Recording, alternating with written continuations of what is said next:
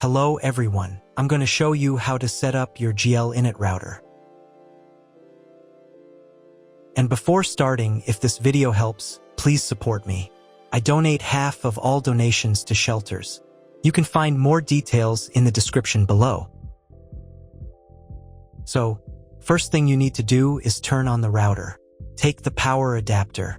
Plug one end into an outlet and the other into the router.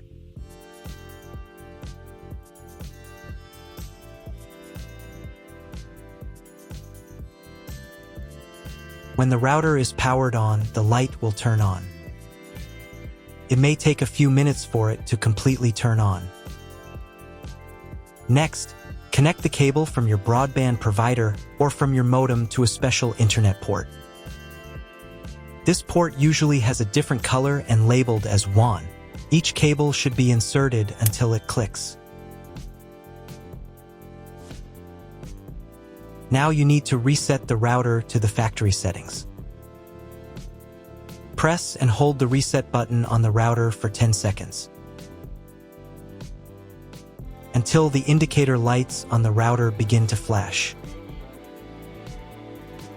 Sometimes this button is located inside the router casing to avoid accidental pressing. In this case, use a thin object to press on it.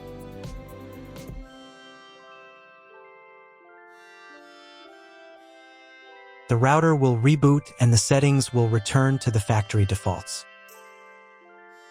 Insert one end of the Ethernet cable that comes with the router into one of the Ethernet port.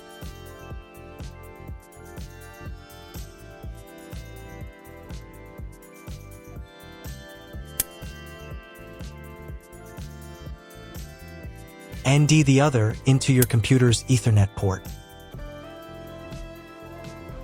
Please wait a few minutes for connection. The router is now connected to your computer. Now you need to set it up. But first, I will show you another method for connecting the router if you do not have an Ethernet cable or your computer does not have an Ethernet port. Connect the router to the power adapter and cable from your internet provider.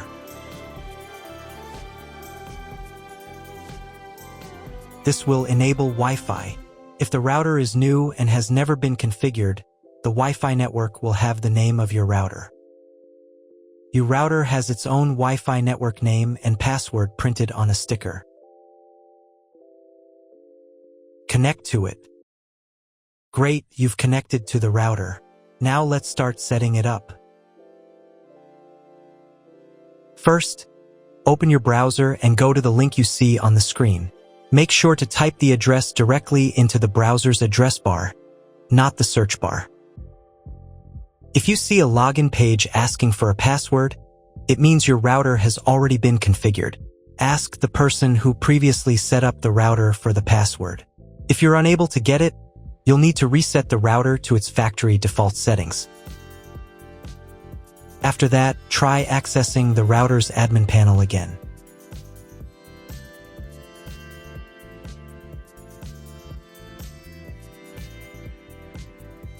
Depending on the firmware version of your router, the setup process may look slightly different.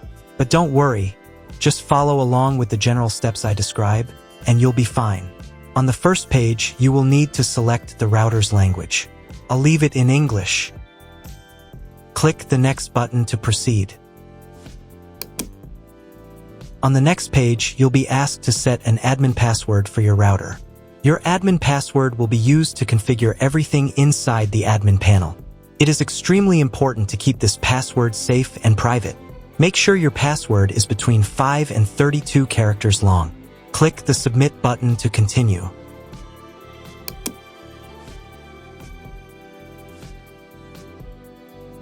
Now it's time to choose your internet connection type.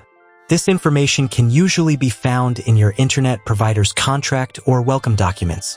Click on the Modify button to open the options. From the drop-down list, choose the correct connection type for your network. Again, this should match what your internet provider has given you. If you're unsure which one to choose, select this default option. It's the most commonly used. click the Apply button to save your selection. Now let's change the name and password of your Wi-Fi network. From the menu, click on Wireless. Then, on the wireless page, click the Modify button. In this field, enter the new name for your Wi-Fi network. In the next field, enter your new password. The Wi-Fi password must be between 8 and 64 characters long. Click the Apply button to save your new network name and password. If you are connected to the router via Wi-Fi, you'll now need to reconnect using the updated network name and password. This also applies to the 5 GHz network if you're using both bands.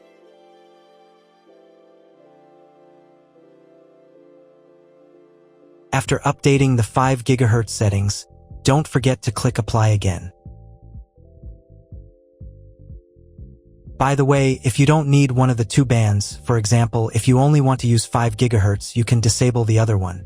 To turn off the 2.4 GHz network, simply click this switch here. Wait around 10 seconds for the change to apply. To re-enable it, click the switch again and wait another 10 seconds. The same steps apply if you want to disable or re-enable the 5 GHz network. Once you've finished making all your changes, it's time to reboot the router. Click the Reboot button. Then confirm your choice by clicking Yes. The router reboot will take about 1 minute. During this time, please do not refresh the page or press any buttons. If you were connected via Wi-Fi, you'll need to reconnect after the router finishes restarting. Now check if the internet is working. Just open your browser and try Googling something. If you still don't have internet access, you may need to try cloning your MAC address. To do this, log into the router's admin panel again using your new password.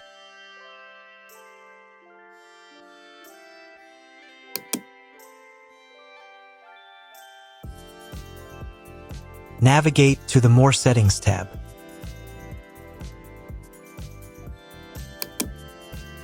Then click on MAC Clone from the menu.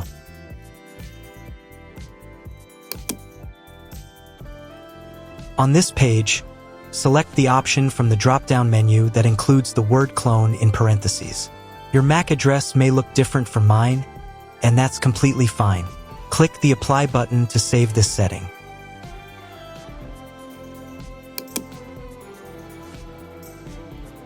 Now restart the router one more time.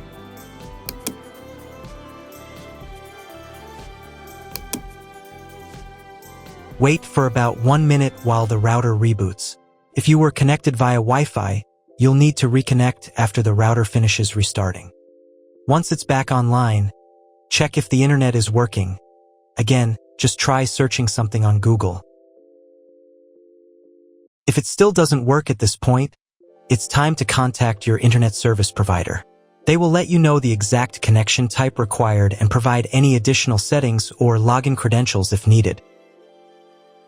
That's all. If my video was useful, please support my work. I donate half of all donations to shelters. You can find more details in the description below.